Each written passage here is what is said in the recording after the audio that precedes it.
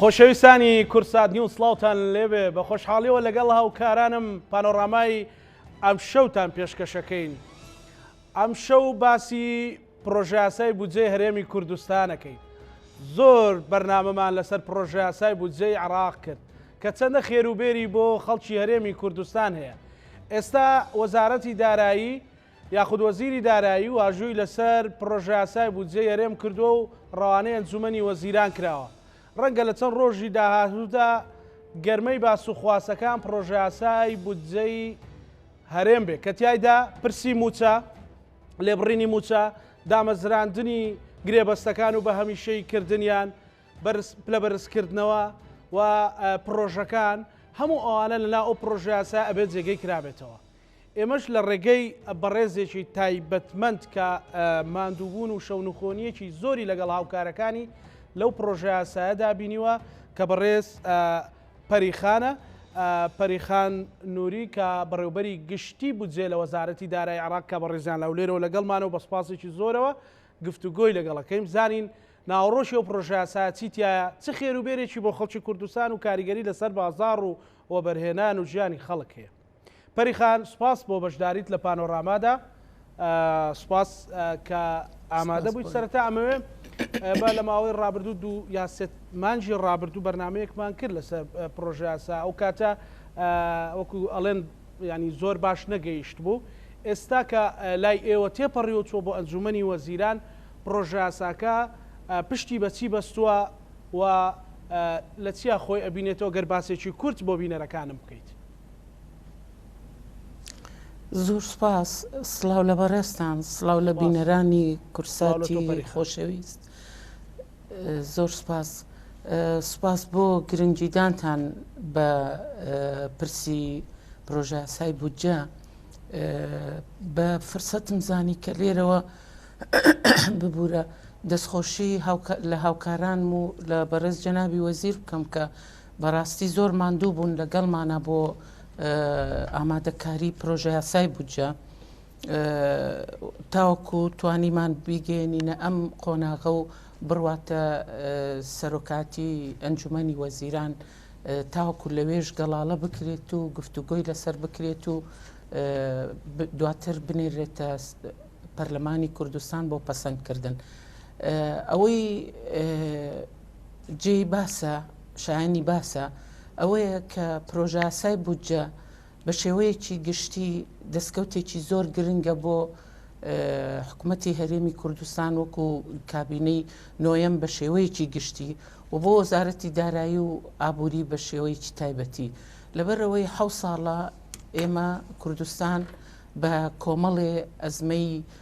دارایی و ئابووریە ڕۆی کە خەڵکانی کوردستان باجەکەیان زۆر قورسداوە و حکوومەتی هەرێمی کوردستان لە کابینەی نۆیەم لە کارنامەی کابینەی نۆیەمی حکوومەت و هەروەها وەزارەتی دارایی بە تایبەتی ئەو بوو کە پرۆژە یاسای بودجەی هەرێم بنێرێتە پەرلەمان. بۆیە لە دوای ڕێکەوتنەکانی کە لەلایەن شاندی هەرێمی کوردستان لە عێراق ڕێکەوتن کرا لەگەڵ حکوومەتی ئیتیحادی کە بەشە بودجەی عێراق کوردستان بچەسپێنرێ لە ناو پرۆژە یاسای بودجەی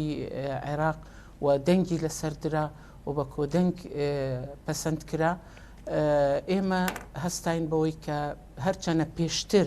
ئامادەکاری زۆر کرابوو بۆ ئەوەی پرۆژە یاساکە ئامادەکرێ، بەڵام ئەوەی کە دڵنیای کردینەوانێ دوای جێگیرکردنی پشتی هەرێم لە بودجەی ئیتیحادی توانیمان زیاتر بڵین هەنگاو بەرەو پێشەوە بنین بۆ ئامادەکردنی پرۆژە یاساکە و پرۆژە یاسای بودجە ضروریە بۆ ئەم بارودۆخەی ئێستەی کوردستان لەبەرەوەی لەلایەک شەفافیت ئەچەسپێنێ، لەلایەکی کە دادپەروەری لە بەشکردنی داهات و خەرج و خزمەتگوزاریەکان ئەچەسپێنێ و لەلایەکی کە پێوەرێکی زۆر دادپەروەرانەیە بۆ چاودێری دارایی کە بتوانێت لە چوارچێوەی ئەو خەرجانی چەسپێنراوە لە پرۆژە یاسای بودجە ئیشوکاری ڕقابی لە دام و دەستگاکان و وەزارەتەکانی حکوومەتی هەرێمی کوردستان یعنی ئیش لەسەر ئیش و کاری چاودێری دارایی و ڕقابی بکات کە ئەمە خۆی لە خۆیان هەنگاوێکی زۆر گرنگە بۆ مەسلەی پیادەکردنی چاکسازی لە دام و دەستگاکانی حکوومەت لە چوارچێوەی پرۆژە یاسای بودجە کە بتوانرێ بە شێوەیەکی دادپەروەرانە خەرج و داهاتەکان دەستنیشان کرێت. پەریخان ئێوە بۆتان ڕوون بۆتەوە لە ڕێکەوتنەکەی نێوان هەرێمی کوردستان و بەغدادا بەپێ ئەوەی کە ئەو ڕێکەوتنێکە کراوە لای هاوڵاتیان و بینەرەکانە معلومە چ بڕەپارەیەک بۆ وەزارەتی دارایی هەرێمە بێنێتەوە یان چ بڕەپارێک لە بەغداوە دێت بۆ ئێوە لە ناو پرۆژە یاسای بودجەیە لەو ماگانەیە پشتی پێبەستن؟ بەڵێ بەڕاستی ئەوەی کە تەرخان کراوە لە پرۆژە یاسای بودجەی حکوومەتی فیدرالی سەبارەت بە پشتی هەرێمی کوردستان ئەوەیە کە لە ڕێژ 12.67 ئەو بڵین پرۆژە یاسا ئەو یاسای موازنەی عێراقی لە پشتی هەرێم 12.67 کە خۆی لە وەبەرهێنان و بەکاربردن 11 تریلیۆن و 482 ملیۆن دینارە. ئەمە بەشکراوە بۆ بەکاربردن و بۆ وەبەرهێنان واتە 861 تریلیۆن و 161 ملیاری بۆ بودجەی تەشغیلیە 3 تریلیۆن و 384 بۆ بودجەی وەبەرهێنانە. بەڵام لە هیچ حاڵەتێکە لە باشترین وەزعی سیاسی و ئیداری نێوان هەرێمی کوردستان و حکوومەتی ئیتیحادی هیچ کاتێک ئەو 12.67 نەگەیشتۆ بەدەستی هەرێمی کوردستان و لە ئێستاشدا بەرامبەر بەو پشکەی کە دەستنیشان کراوە بۆ هەرێمی کوردستان ئەبێ هەرێمی کوردستان پابند بێ بەوەی کە 250,000 بەرمیل نەوتی ڕۆژانە بە نرخی سۆمۆ ڕادستی حکوومەتی ئیتیحادی بکە مانگانە واتە کۆی فرۆشتنی نەوت لە مانگەکە هەرچەندێک بێت کە دەستنیشار کراوە بە 460,000 بەرمیل پشتی هەرێمی کوردستان کە بۆمان هەیە لەوە زیاتر ڕۆژانە بەهین نەکەین بەرهەم نەهێنین لەلایەن کۆمپانیاکانی بەرهەمهێنانی نەوتەوە. ئەم 460,000 بەرمیلە 250,000 بە نرخی سۆمۆ ڕادستی حکوومەتی ئیتیحادیە کرێت ئەقیامی ئەو 250,000 بەرمیلە و 175,000 بەرمیلیشی ڕۆژانە نرخی تێچوونی دەرهێنان و گواستنەوە و پاڵاوتن و ئیتر ئەو پرۆسەیە کە دەرهێنانی نەوتی پیا ئەڕوات و باقیەکەشی بۆ ئیستیهلاکی مەحەلی بۆ پاڵاوگەکان ئەنێرێت بۆ مەسلەی وێزگەکانی کارەبا و لەگەڵ نەوتی سپی و بنزین و بڵین مشتەقاتەکانی تری نەوت کە بەکارەهێنرێ لە ناوخوا. ئەگەر بێت و ئێمە ئەم ئیلتیزاماتانە جێبەجێ بکەین بەرامبەر بەوە لە ئینفاقی فعلی خۆیان حکوومەتی ئیتیحادی لە ئینفاقی فعلی خۆی ئەو بەشە بودجەی کە بۆمان تەرخان کراوە بۆمان بنێرێ یعنی وەکو بڵین مقایزەیەک ئێمە ئەوەی کە سوودمەند بووین لەم مەسەلەی ڕێکەوتنەی بینی ئێمە و حکوومەتی ئیتیحادی ئەوەیە کە زیاترین سوود ئەوەیە کە بازرگانی و گرێبەستەکانی نەوت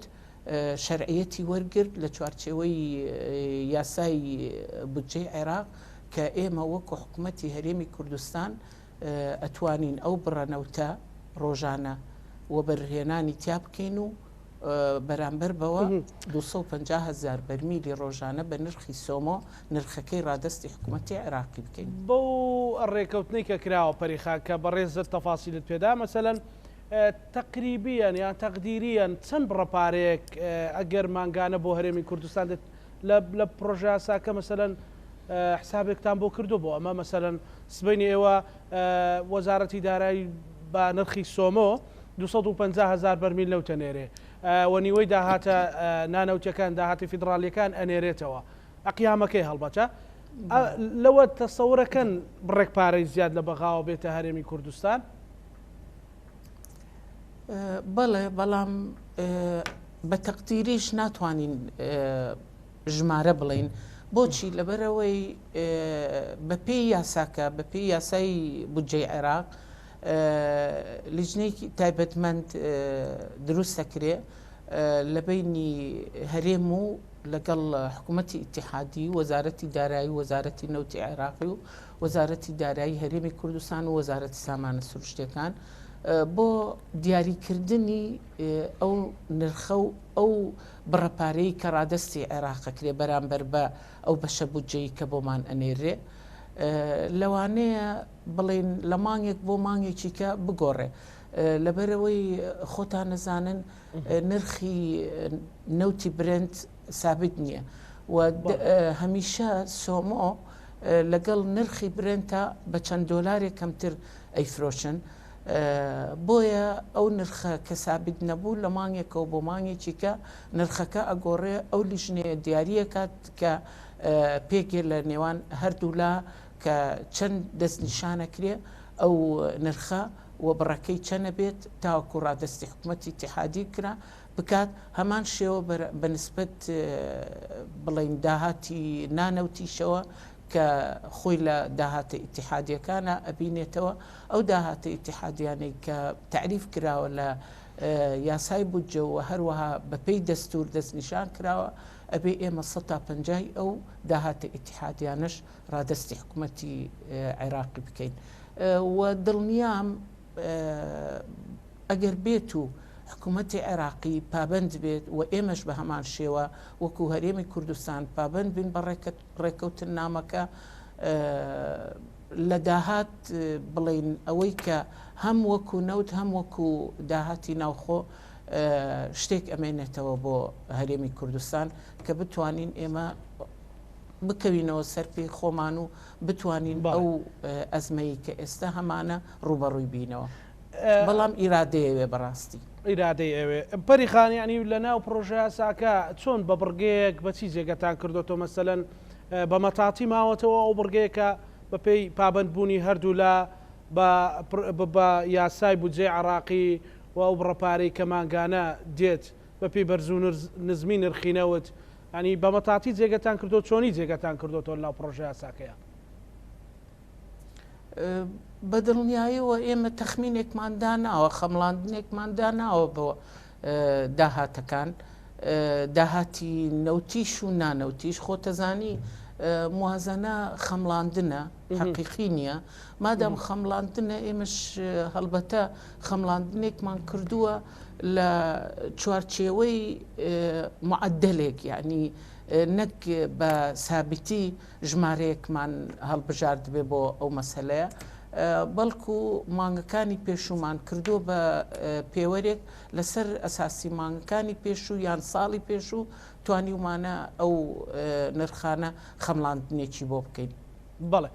پەری خان ڕەنگە بەشێکی زۆر لە بینەرەکانم ئێستا پرسیاری ئەوەیان هەیە و پێش بەرنامەکە شەر پەیوەندیان بە منەوە کردویان مەسجیان بۆ کورساتە نرد بۆ پەیجی کورساتە نرد ئایا لێبڕینی موچە قسەیەک هەیە کە باز لەوە کرێت کە لێبڕینی موچە بە 8 بۆ 15 لە ناو پرۆژە یاسای بودجە جێگەی کراوەتەوە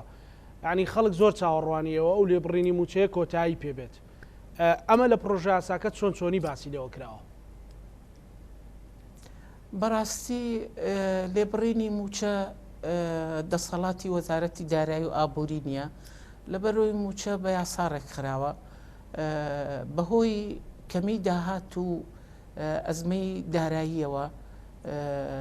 بڵێن لێبڕینی موچە چەسپی لە هەرێمی کوردستان و ئێستش وەزارەتی دارایی ئێمە وەکو پرۆژە یاسای بودجە بە هیچ شێوەیەک بە لێبڕینەوە دامان نەناوە ئەتوانم بڵێم هەموو خەرجەکانمان دابەزانەوە بۆ کەمترین ئاست لە پێناو ئەوەی کە بتوانین موچەی فەرمانبەران و موچەی موچەخۆران نەک فەرمانبەران بەداخەوە کە حکوومەتی فیدراڵی ئەوەی کە بۆ ئێمەیە نێرێ تەنها و تەنها موچەی 680 2000 کەسە 626 کەس شتێکی وایە فەرمانبەر بەڵام ئێمە لە هەرێمی کوردستان 1,250,000 موچەخۆرمان هەیە ئەمە کە خۆی لە مەبلەغێکی زۆر گەورە ئەبینێتەوە لە 180 بودجەکەمان لە 180 بەرەو ژوور ئەتوانم بڵێم 80 بۆ 84 ئەڕوات بۆ موچەی موچەخۆران نەک فەرمانبەران بەتەنیا موچەی موچەخۆران چێ ئەگرێتەوە فەرمانبەری شارستانی ئەگرێتەوە فەرمانبەری سەربازی ئەگرێتەوە خانەنشینان ئەگرێتەوە کە سوکاری سەربەرزی شەهیدان و چیمیاباران و ئەنفال ئەگرێتەوە کەم ئەندامان ئەگرێتەوە کە لە وەزارەتی کاروباری کۆمەڵایەتی موچەیەکیان بۆ بڕاوەتەوە ئەمانە هەمووی قورساییەکی زۆر گەورەی دروست کردووە لەسەر بودجەی هەرێمی کوردستان و پرۆژە یاسای بودجە کە چۆتە ئەنجومەنی وەزیران ئێمە دەسەڵاتی لێبڕینمان نییە بە هیچ شێوەیەک بەڵکو لە دوای ئەوەی کە گفتوگۆی لەسەر ئەکرێ پرۆژە یاساکە لە ئەنجومەنی وەزیران عادەتەن خەمڵاندنی بودجە لەسەر ئەساسی داهاتە داهاتی ئەو وڵاتە دابەشەکرێ بەسەر خەرجەکانە بەسەر قەرزەکانە بەسەر ئیلتیزامە داراییەکانە ئێمە جگە لەوەی کە موچە 1,250,000 کەس بەرەو ژوورمان هەیە ئیلتیزامات و قەرزمان هەیە هی بەرهەمهێنانی نەوت لەبەرەوەی خۆتان نەزانن کوردستان ژێرخانی بەرهەمهێنانی نەوتمان نییە وەکو عێراق خۆی ژێرخانی بەرهەمهێنانی نەوتی هەیە و هەروەها جگەلەوە ئیلتیزاماتی تری بڵین خەرجی تەژغیلیمان هەیە لە سلاعی و لە خەدەمی و لەوانی تر ئەمانە هەمووی وای کردووە کە دایان بەزێنین بۆ کەمترین ئاست لە پێناوی ئەوەی بتوانین موچەی موچەخۆران دابینکەین لەبەرەوەی ئەو بڕێکە لە عێراقەوە تەرخان کراوە بۆ موچەی فەرمانبەران نزیکەی 5 تریلیۆن و کەسرە بەڵام ئێمە بۆ موچەی فەرمانبەرانی مەدەنی و عسکەری نزیکەی 8 تریلیۆن و 800 ملیارمان ئەوێ ئەمە جیاوازیەکی زۆر هەیە لە نێوان دابینکردنی ئەم مەبلەغە لەگەڵ ئەوەی کە لە عێراقەوە بۆمانە حتممە نەبێ لە داهاتی ناوخۆ تەواو کرێ بەڵام ئەگەر بێت و ئیرادەیەکی بەهێز هەبێ یاسای چاکسازی بڵین بە جددی ئیشی لەسەر بکرێ وابزانم ئەگەر بڕوانینە وەزعی دارایی عێراق لە خلالی ئەم دوو مانگەی لە دوای پەسەندکردنی بودجە تەنها بە چاکسازیەکی کەم لەگەڵ بەرزکردنەوەی نرخی دۆلار بەرامبەر بە دینار توانیان یەدێکی ئاڵتونیان بەرز بێتەوە یەدێکی زێر بەرز بێتەوە کە ئەمە خۆی لە خۆیان کارێکە کات کە وەزعی دارایی عێراق بەرەو باش بڕوە ئەگەر بێت و ئەم ئیرادەیە لە کوردستانیش هەبێ بە دڵنیاییەوە ئەتوانین موچە بەبێ لێبڕینیش بین و بڵین بەهۆی چاکسازیەوە بەهۆی پێداچوونەوە بە دەرماڵە نامستەحەقەکانە کە ئەیرێ بە هەنێک کەس کە ئەو دەرماڵە ناجێگیرانە ئەتوانم بڵێم لە 145 بەرەو ژووری موچەی داگیر کردووە من باسی دەرماڵە جێگیرەکان ناکەم کە خۆی لە بڵین دەرماڵەی مناڵ و دەرماڵەی هاوسەرگیری و دەرماڵەی شەهادە و ئەوانە ئەبینێتەوە ئەمانە بڵین حەقێکی شەرعی هەموو فەرمانبەرێکە بەڵام هەنێ دەرماڵە هەیە کە ناجێگیرە و بە نامستەحەقی بە هەنێ فەرمانبەریراوە زۆر ضروریە پێداچوونەوە بکرێ بەوانە بۆ ئەوەی بتوانرێ مافی موچەی حەقیقی فەرمانبەران بدرێت بەڕاستی بەڵێ پەریخان ینی بەو تەخمینەی کێوە کردوتانە بەو حسابات و کتاباتایی کە لە داهاتی ناوخۆ لە فرۆشتنی نەوت لە ئەگەری جێبەجێکردنی ڕێکەوتنەکە لەگەڵ بەغدا پێتان وایە داهاتی هەرێمی کوردستان بەشی ئەوە بکات کە موچە بەبێ لێبڕین دابەش بکرێت بەڕاستی ئەمە پرسیارێکی زۆر بەجێیە چونکە تۆ داهاتن نەبێ ناتوانی خەرجێ هەبێ داهاتەکان ئەبێ هەروەکو ئەوەی کە لە کابینەی نۆیەم دەستی پێ کردووە پێداچوونەوە بکرێت بە عەقدی نەوت ئەو گرێبەستەکانی نەوت کە پێشتر کراوە گفتوگۆ بکرێت لەگەڵ ئەو کۆمپانیانەی کە کاری بەرهەمهێنانی نەوتەکەن لە کوردستان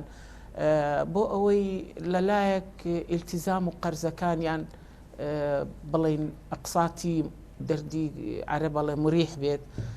لەلایەکی تر نرخی نەوت لەگەڵیانە پێداچوونەوەیەکی پیا بکرێ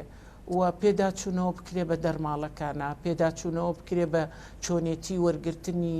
داهات و داهاتی ناوخۆکە خۆی لە گومرگ و باج و ڕسومات ئەبینێتەوە میکانیزمێکی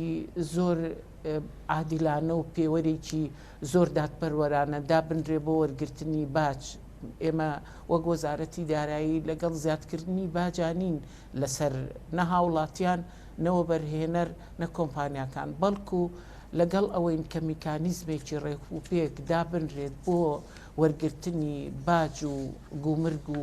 دەواازە سنووریەکان تاوەکو بتوانرێ لەو ڕێگەیەوە داهات زیاد بکرێت و ضرورية هاوڵاتیش ئەو هۆشیاریی هەبێت کە لەو دەخلەی کە هەیەی لەو داهاتی کە هەیەی پابند بێ بە دانی باج و ڕسوماتەوە لەبەرەوەی وڵاتانی ئەوروپا خۆتەزانی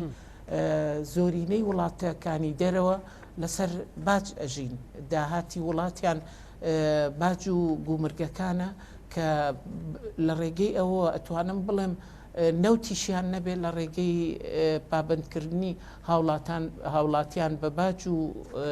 گومرگەکانەوە ئەتوانن بودجەی خۆیان دابینکەن و وڵاتی پێبەڕێوە بەرن و سەرجەم سەکتەرەکانی پێ ببژێنەوە لەبەرەوەی بودجە وەسیلەیەکە تەرجمەیەکی ڕقەمیە بۆ سیاسەتی دەوڵەت لە بوارەکانی ئابووری لە سەکتەرەکانی بازرگانی پیشەسازی پەروەردە تەندروستی خوێندنی باڵا لە هەموو سەکتەرەکان خزمەت گوزاریەکانی ڕێگەوبان کارەبا خۆی لەمانە ئەبینێتەوە بۆیە ئەگەر بێت و هاوڵاتی ئەو شاریی هەبێت کە دەخلی هەبوو پابند بێ بە پێدانی باج و ڕسومات ئەوە ئەتوانرێ گۆڕانکاریەکی جەوهری بکرێت لە سەرجەم خزمەت گوزاریەکان لە سەرجەم سەکتەرەکانە باشە کەواتە ئێستا ینی بۆ ئێوەش لە وەزارەتی دارایی ڕوون نییە کە ئەخۆ بەو داهاتە بە نرخی بەرزبوونەوەی نرخینەوەت کە موچە بێ لە بڕیندابە شکرێت یاخودنا ناڕوونیەکە ئەوەیە کە ئێمە دوای ئەوەی کە پرۆژە یاساکەمان ناردۆتە سەرۆکاتی ئەنجومەنی وەزیران لە سەرۆکاتی ئەنجومەنی وەزیران مناقەشە ئەکرێ لە دوای ئەوەی کە مناقەشە ئەکرێ ئەوان دەسەڵاتدارن ئەو بەڕێزانی کە لەوێ بڕیار بەدەستن لە دوای مناقەشەکردن ئەو پێوەرانی کە ئاماژەم پێە بۆ گفتوگۆکان لەبارەی داهات و لەبارەی کۆکردنەوەی داهات و لەبارەی دابەزاننی مخەسات و لەبارەی گرێبەستە نەوتیەکان ئەگەر بێت و ئەوانە جێبەجێ بکرێت لەو بڕواایە یان لێبڕینی موچە هەڵ ئەگیرێت یان ئەوەتە ڕێژەیەکی زۆر زۆر کەم ئەمێنێت زۆر باشە خاتوپەری ئەمڕۆ مەسەلەن پێشەوەی کە ئەمە ڕکلامان بۆ بەرنامەکە کردبوو کە بەڕێستا میوانن لای ئێمە نوێنەری 29,000 گرێبەست پەیوەندی پێوە کردین ئەڵێ چارە نووسی گرێبەستەکان لە ناو پرۆژە یاسای بودجەی هەرێمی کوردستان بەرەو کوێ چۆن جێگەتان کردوتەوە یان چ خەبەرێک هەیە بۆ ئەوان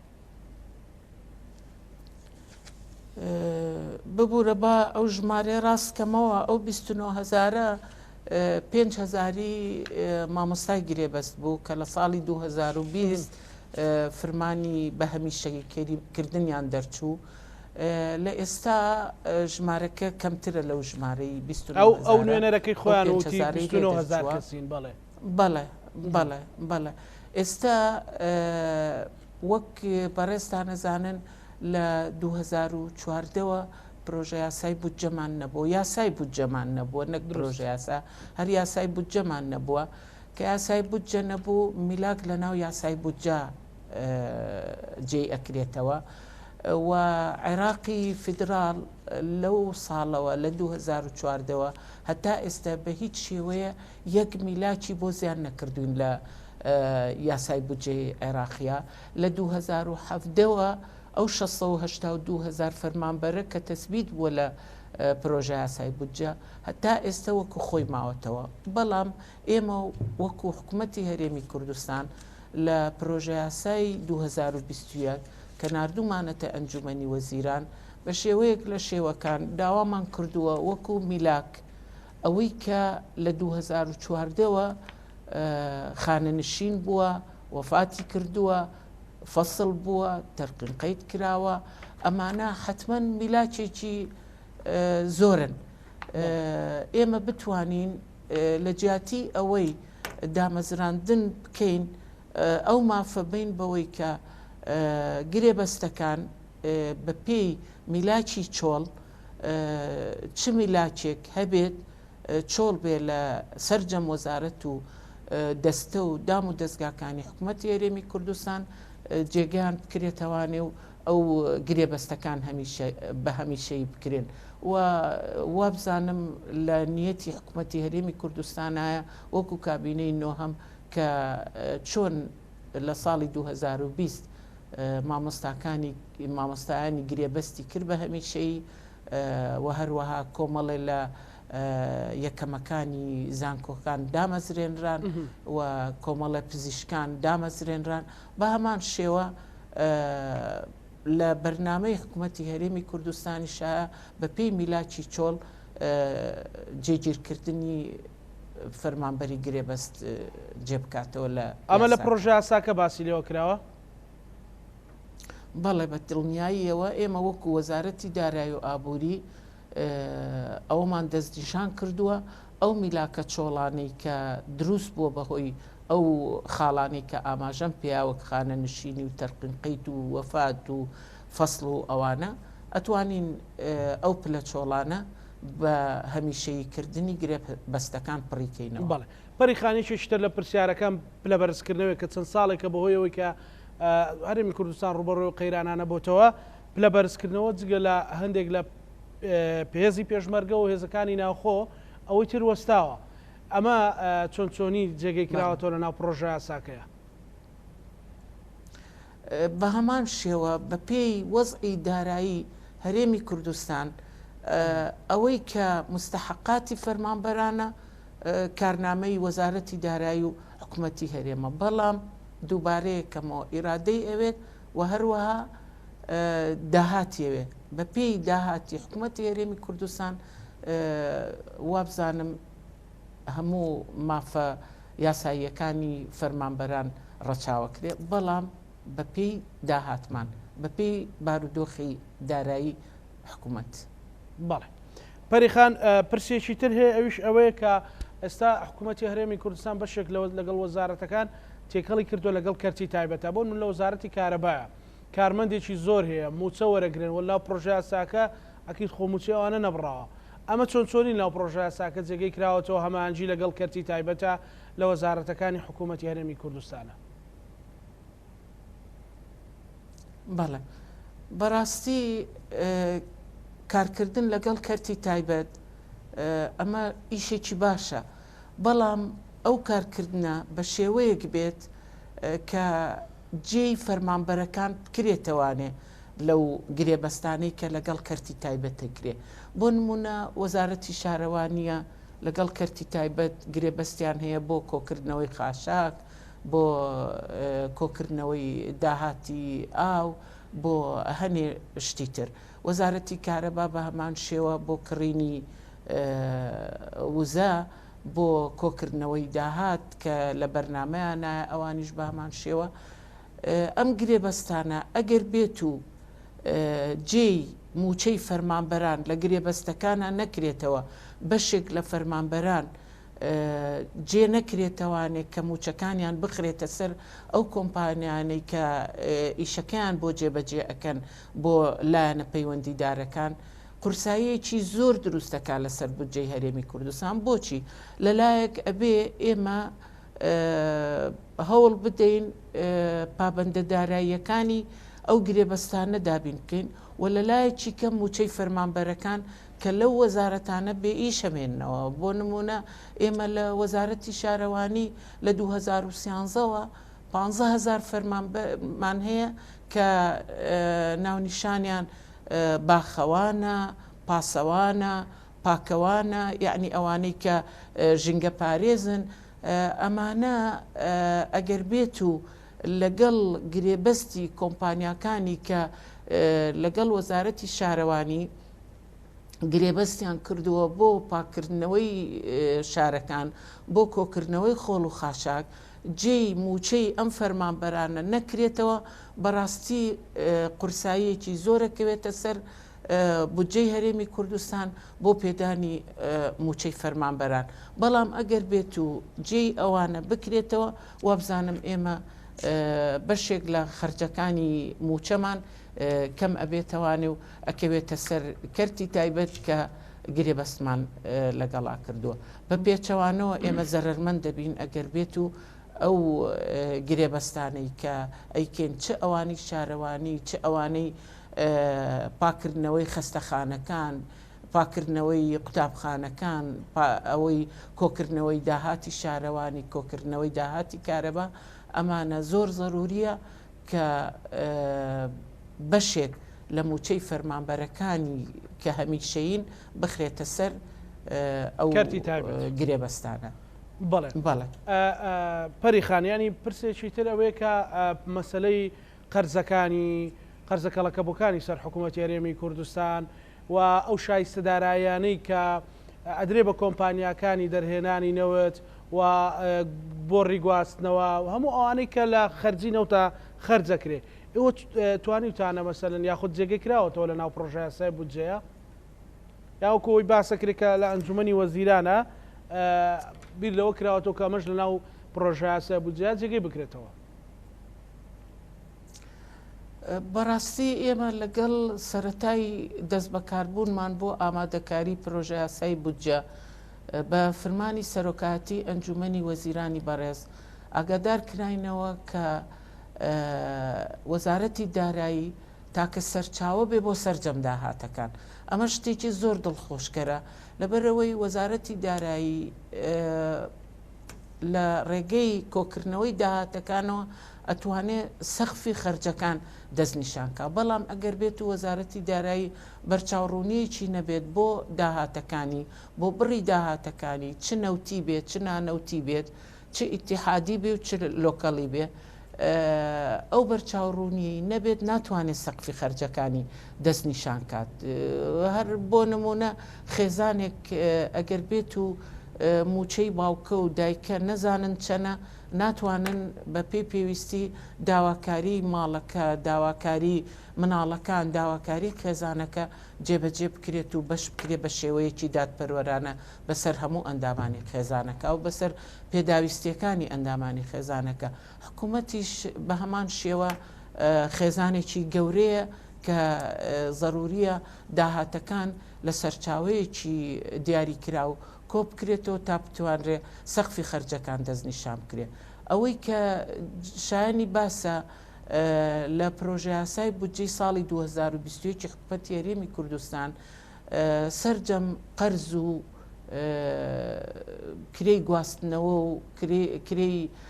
تێچووی بەرهەمهێنانی نەوت جێکراوەتەوە. وەک پێشتر ئاماژەم پێیان بەداخەوە ئێمە لەبەرەوەی ژێرخانی بەرهەمهێنانی نەوتمان نییە لە کوردستان، بۆیە دەرهێنانی نەوت لای ئێمە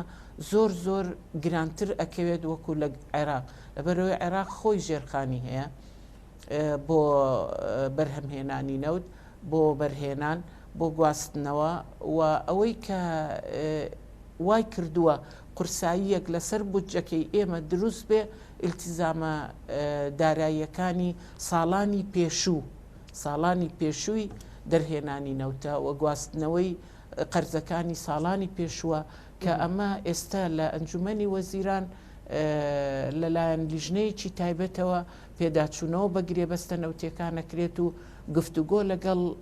کۆمپانیەکانی وەبەرهێنانی نەوت ئەکرێ بۆ ئەوەی شایستە داراییەکانیشیان بە ئەقساتێکی مرێح بدرێتەوە و هەروەها ئیلتیزاماتە داراییەکانیشیان کەم بکرێتەوە کە ئەمە خۆی لە خۆیان هەنگاوێکی زۆر گرنگە بۆ ئەوەی بتوانرێ ئێمە لە ژێرباری ئەو قورساییەی کە ئێستا لە سەر وەزارەتی دارایی و لەسەر حکوومەتی هەرێمی کوردستانە کەم بکرێتەوە. بەڵێ پەریخانیانی بۆ پرۆژەکان بۆ دەستپێکردنەوەی پرۆژەکان یاخود بۆ پرۆژەی نوێ لەناو پرۆژە یاساکەی پرۆژاسای بودجێ هیچ بڕگەیەکەیە یاخود هیچ باسێکەیە بۆ ئەوەی کە ئەگەر داهات هەرێمی کوردستان زیادی کرد پرۆژەکانیش یان پرۆژەی نوێش بکرێ ئەو پرۆژانی کە وەستاون دەست پێ بکەنەوە. وەک بەڕێستان ئەزانن بودجە دوو بەشە. بەڵێ بەشێکی تەشغیلیە بەشێکی ئیستیسماریە. ئەوەی تەشغیلیە ئیشی وەزارەتی دارایی و ئابوووریە کە دابەشێکا بەسەر فەسڵ و مادەکانی خەرجەکان لە موچە لە مستەلزەماتی خەدەمی مستەلزەماتی سلایی لە سیانە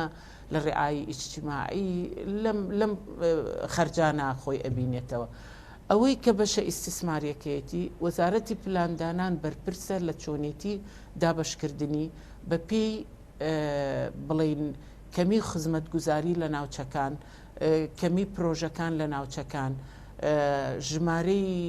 دانیشتوانی سەرجەم ناوچەکانی هەرێمی کوردستان و بەو شێوەیە کە خۆیان خشتەیەکیان ئامادە کرد و نردیان بۆ وەزارەتی دارایی بەو بڕێی کە لە عێراق تەرخان کراوە. بەڵام ئایا عێراق پابەندە بێ بە ناردنی ئەو بڕەوە لەبەرەوەی کە بە پێی قانونی ئیدارەی مالی و لەگەڵ یاسای موازنە لەسەر ئینفاقی فعلی خۆیان بەش بودجەی ئێمە ئەنێرن. لەم حاڵەتە ئێمە ئەبێ چاوەڕێی ئەوە بکەین کە بۆ ئیستیسماریەکە ئەوەی کە لە عێراقەوە بۆمانێت و هەروەها بۆ تەشغیلەکەش بە هەمان شێوە لەبەرەوەی داهاتی هەرێمی کوردستان بە تەنیا بەشی خەرجیەکانی کورتێنان دەست نیشان کراوە لەو پرۆژە یاسایە کورتێنانی بەسەرم بودجێ هەرێمی کوردستان. بەڵێ کورتهێنانمان هەیە لەبەرەوەی وەک ئاماژەم پێە داهاتەکان تەختیەی خەرجەکان ناکە. بەڵام شەر نییە ئەو کورتهێنانەی کە ئێمە لە پرۆژە یاساکە دامان ناوە بزەبت ئەوە دەرچێ لەبەرەوەی لە ئەنجومەنی وەزیران مناقەشە لەسەر سەرجەم خەرج و داهاتەکان ئەکرێ پێداچوونەوە بەسەر سەرجەم خەرج و داهاتەکان ئەکرێ ئەو کاتە لەوانەیە کەم بکات لەوانەیە زیاب بکە لەبەرەوە ئێمە ناتوانین من بەداخەوە کە هەنێک کەس ئەرقام ئەڵێ لە ڕاگەیاندنەکان بۆ نمونە پرۆژە یاسای بودجەی حکوومەتی ئیتیحادی بە 164 تریلیۆن نێرایە پەرلەمان. بەڵام دوای ئەوەی کە لە پەرلەمان مناقەشەی لەسەرکرا دابەزێنرا بۆ نزیکەی سەوسی کەمتریش لە 130 تریلیۆن کەواتە شەرت نییە ئەو ژمارانەی کە ئێمە وەک وەزارەتی دارایی و ئابووری نردوومانەتە ئەنجومەنی وەزیران هەمان ژمارە بڕواتە پەرلەمان و مەرج نییە هەمان ژمارە لە پەرلەمانەوە بەسەرکرێت و بنێرێتەوە ئەنجومەنی وەزیران و بگەڕێتەوە وەزارەتی دارایی. بۆیە داواکارم لە سەرجەم ئەو کەسانی کە لە ڕاگەیاندنەکانەوە قسە ئەکەن زۆر زۆر سوپاسیانەکەین نەداوای ژمارە بکەن نەباسی ژمارەش بکەن